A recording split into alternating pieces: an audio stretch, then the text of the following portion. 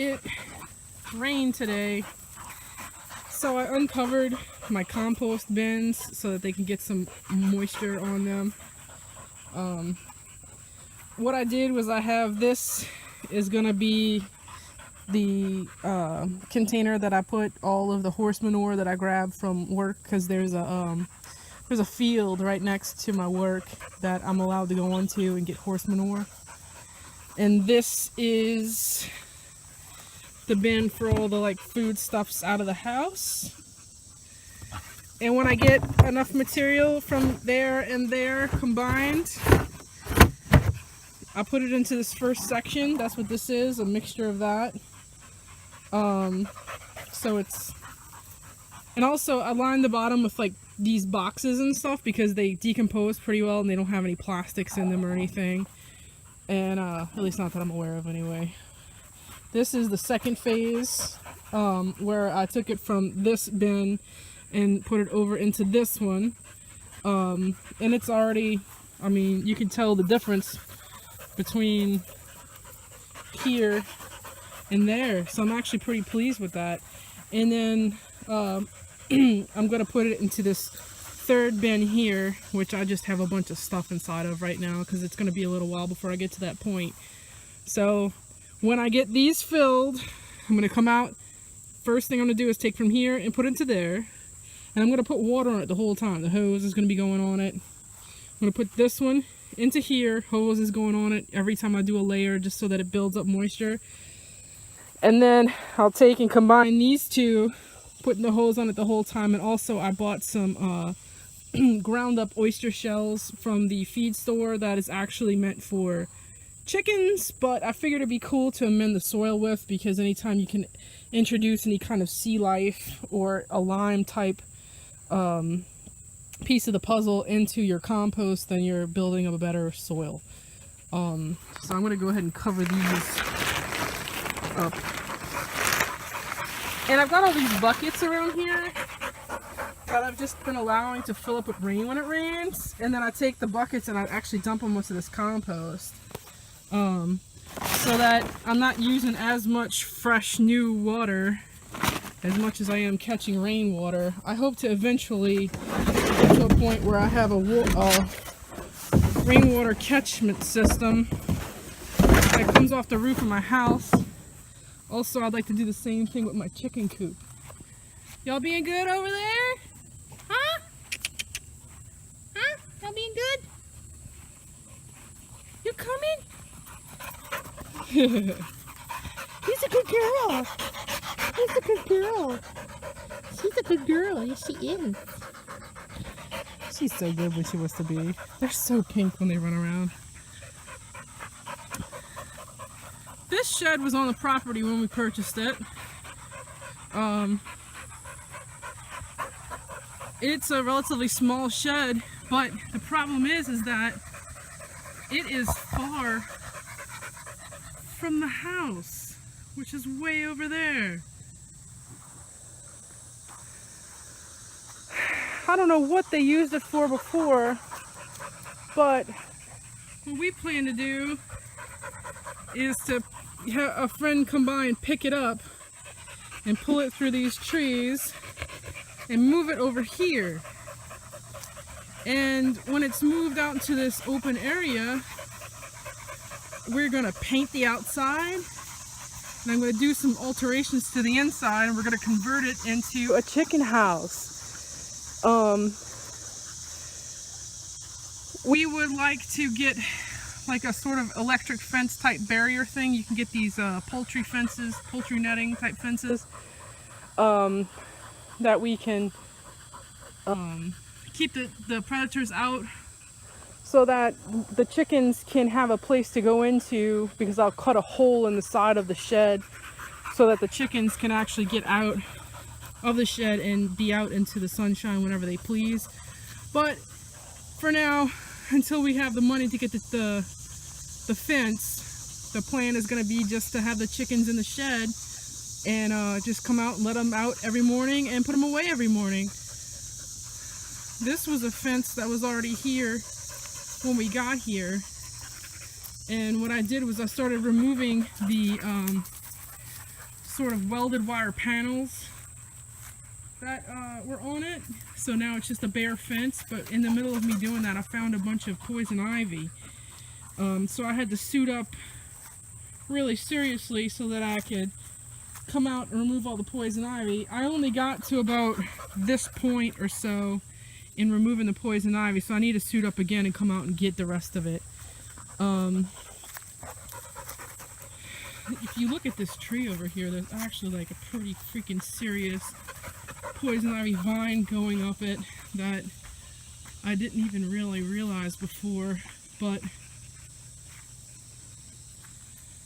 this thick vine right here, if you notice, it's got little sprigs of, well, you can't really see in this lighting, I'm not sure, but poison ivy on it. So that's a very mature poison ivy plant, and apparently birds come and eat seeds that are created by the poison ivy vine, and then they poop them out all over the place. So it's a perfect little packet of a seed and fertilizer, so that when they go all over the place, everywhere just springs up a new freaking poison ivy plant.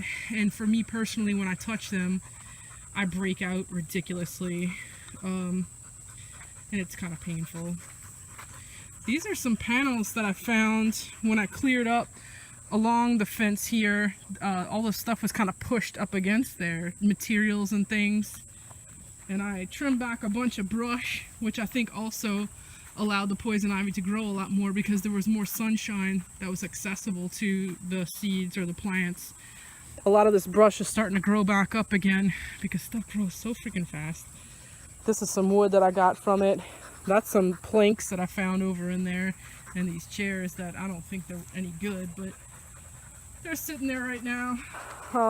These are some pieces of wood that I got from work that they were throwing away and wanted to get rid of. So I asked them if I could take them. They said yeah, so I've got a stack here, and I actually have a stack over there behind the vehicles. I don't know if you can see it from here or not, but the plan is to take and recover these stringers, these fence stringers, with a more serious wire. Instead of a welded wire, I want to get a woven wire, which has a lot more give, and it also flexes, so it goes better over contour.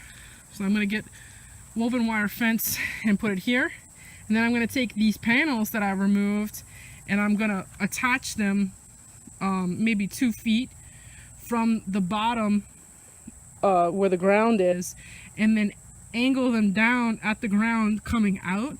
And then I'm going to take these posts and stick them on top of the welded wire up in that corner, nudged up against it. And what that's going to do is going to create a situation where predators can't dig underneath the ground to get under the fence.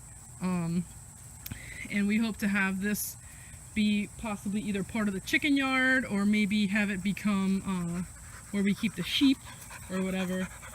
And Sonia's art studio, which we did a lot of work inside of yesterday. I'm pretty proud of that. The plan is to get in there and get it organized, because it's something we've been wanting to get done for quite some time, so that she can come out here and just create. These are doors that, there's a guy down the street around the corner from us that works for Lowe's, and he replaces doors, and he takes them and sticks them leaning up against a tree in front of his yard, so that people can take them for free. Stay there. I got a lot of this collapsed out. Up there you probably can't see too well, but I really organized up in the attic. We're gonna get that kiln out, and that file cabinet's gonna go to her parents. These boxes are gonna get condensed down and put upstairs, but properly labeled, so that way this will become the pottery station. This will become the painting station, cleaning station, table right here, that card table that you've probably seen set up sometime before. And of course the babies. The plan for the kiln, just so we have a place for it, is I'm going to take some of those pallets that I had initially planned on burning down for biochar, which I'll I guess, show a video for eventually, hopefully. I'm going to take some of those pallets, or I'm going to take some of those good ones that I have over there that I want to like build stuff out of. And I'm going to stick them over here in a stack, a couple of them. And I'm going to put the kiln on top of that. And I'm going to use that big tarp right there to wrap the kiln up really good, so that way it doesn't get wet. And we can have it storing outside. Ooh. One thing that Jeff Lawton does is when he's establishing a food forest, he usually prepares the ground by having chickens really just dig up a lot of the current plant life on the ground and fertilize the ground and everything like that. So they kind of prepare the ground, and then to replace it, they have a bunch of weeds that come up, not so much grass, because I'd like to get rid of all this grass so that way I'm not cutting something over and over and over again. I want some sort of like weed system that I can just walk through. And something that he does is he marks all of the plants with a piece of bamboo, a stick of bamboo coming out the ground, so that when you're mowing the grass or anything, you don't accidentally take out a young plant. These are my blueberry bushes, and that is a Japanese plum tree. Well, I was thinking to myself, where am I going to get these bamboo sticks from that aren't ridiculously priced? And then I looked at this stack of dried out bamboo that I have here from when I trimmed down this clumping bamboo that I have on the property so that I could get to the shed a lot better and to make everything cleaner around here. And I was like, oh my god, that would be so perfect. Let me see. So I pulled the head of the bamboo off where the leaves are, and it made a sharp little point I was able to stick right into the ground. So look at there, I can harvest my own freaking bamboo for my food forest once I start trying to get it established. What? The doors, by the way, that I've been picking up from all over with the addition of old windows that we're going to try to collect for free. We've got a stack of them already. A few from my dad that he got off of some old house projects, because he does a lot of remodeling on homes in New Orleans with the company he's with. And this stack of windows came off of my sister-in-law's house that they're renovating to move into. So we're going to take the windows and the doors and some old wood that I'm probably going to get from job sites some of that works at, or pallets or whatever, or those boards that you can get from Home Depot that have a little spray dot on them because they're cheap, because they're warped or whatever. And I'm going to take them, and somewhere around here I'm going to stick up a greenhouse. It's going to be framed out with all the wood, and all of these doors and windows are going to be the glass for my greenhouse, so I can have young plants inside of there, or things that need to be winterized so that I can keep them alive. So that's what's up there. This dog yard here is something I whipped up when we first moved in. Check out that fat mushroom right there. Woo.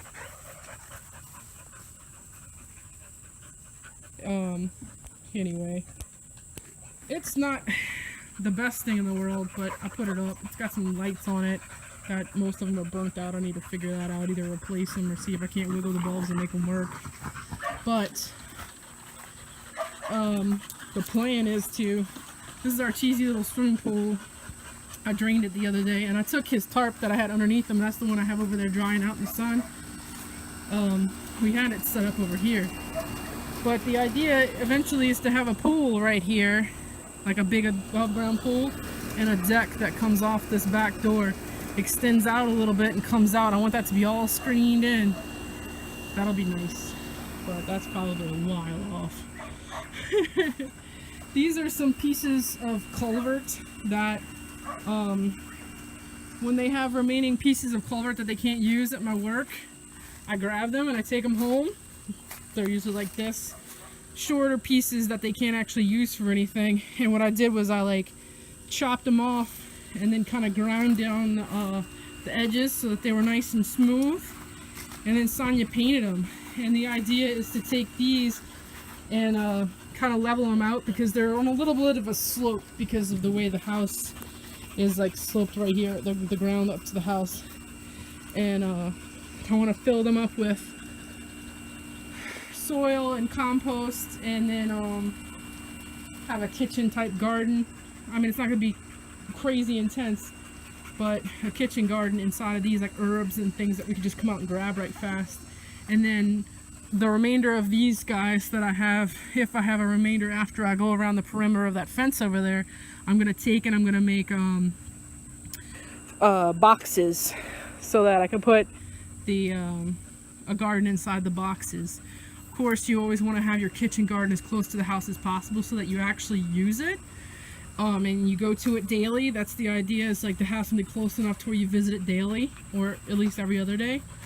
And then whatever crops that take a long time to mature before you can actually harvest them, they come out. Another thing we got over here is our little cat cemetery. The first cat that we lost after we moved here was Kenny. And so we found this perfect little area, this little cutout right here into the trees where we put Kenny in the ground. And I created a mound of bricks on top of it, the bricks that actually came from Sonia's childhood home.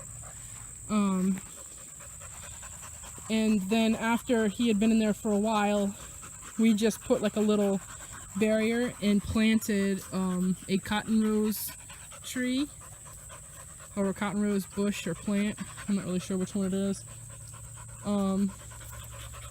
But then Lear went, and so he is here underneath this pile. And after he's been there long enough to where I don't have to worry about something coming and digging him up to try to eat him, we're going to plant something there too.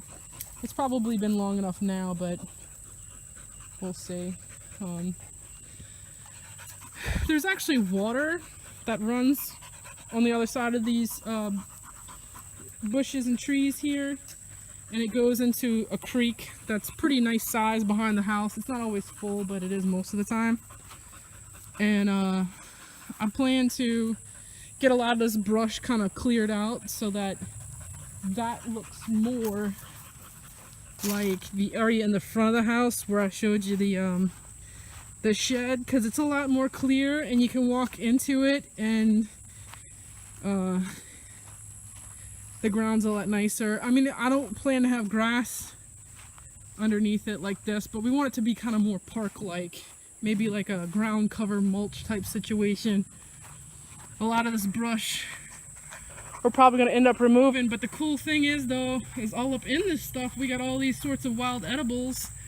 That vine there is one of those wild asparagus growing up. Also, there's lots of pepper vine. Pepper vine is supposedly, it's controversial as to whether or not it's actually poisonous. That's a goldenrod. This is goldenrod. It's supposed to be edible in some way, but I haven't really figured or researched how that works out just yet. But the pepper vine, which is kind of invasive, puts off these berries that you can try and eat, and to some people they report to have an upset stomach and some people not. I've only tried one so far. You wait till they get nice and ripe like this, and they call them a pepper vine because at first they taste kind of sweet, but then they kind of have an aftertaste of being sort of peppery. This is wild muscadine vine. See? That's a wild muscadine. So while I do want to clear a lot of this, at the same time I want to be mindful not to take out all these wild edibles, because that would be just a shame. You know, to have this resource available and you just squander it by chopping it just because it aggravates you. These muscadines, I don't see them producing anything. So I think what I'm going to do is try to mark the bushes and branches that actually produce with some sort of like engineer tape or something. So that way, when I go in to remove a lot of this stuff, I leave them behind. Now, whether or not they'll actually survive once they don't have a lot of this shade created by all this brush, I'm not sure, but I mean, I'm sure there's a bunch of this back up in the woods as well. This, I think, is a black walnut tree that was here when we got here. I don't know if you can see the walnuts, but anyway, they usually fall, I guess, in October, November or something. And this also is, I believe, a black walnut tree. There is what appeared to be a peach tree, at least that's what my mother-in-law thought it was, that was growing right in the middle of this dog yard here. But it was so diseased. You thirsty? You drinking that rainwater? That we ended up just chopping it down because it wasn't good. That pepper vine got my throat going. We want to take, or I say we, I want to take, when we get that chicken coop moved over here, that chicken house, and I want to create a water catchment system from that roof that will go into something that will actually give the chickens water on demand. So I'm gonna have to figure that out somehow. It's gonna be fun. Those tires were here when we got here. Whenever at work we have test batches of gravel that are sent to us so that we can do different things to them instead of throwing them away because they just go into a pile of like nothing. I take them home and I stack them over there, so I have a little stack of rock and sand over there that I can use for, I don't know, whatever I need it for. Those bricks came from, like I said, Sonny's parents' house. These plants back here I actually got from an Eat the Weeds meetup that I accidentally happened to pull on the internet. And so I got, I don't remember if this one is lamb's quarter or if it's epizoda. This is a mountain mint, and this is a blueberry bush that I freaking need to plant. I just haven't yet because I'm being lazy, I guess. And these, and I said the other one was either epizoda or lamb's quarter. This one's the other one. I think that the other one's lamb's quarter, and I think this is epizoda. Epizoda is an herb that's used a lot in Mexico to season black beans, and it's got a strange odor. So yeah, actually I can probably take a little leaf off and smell it, and well, I think that's the lamb's quarter because it smells kind of green. This is a different mountain mint right here, and this is sassafras. How cool is that? I got all that stuff free just for going to the Eat the Weeds meetup that I went to. So I guess that makes this the epizoda. Let me smell one of these leaves. I'm gonna scrunch it up a little bit and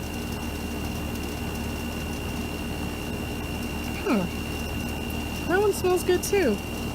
The epizoda is supposed to have a sort of scent that's somehow linked to gasoline. I don't know, it's weird. Anyway, doesn't matter, but that's freaking long enough for me to talk. These dogs are drooling all over the place. Let's get y'all inside and get something to drink.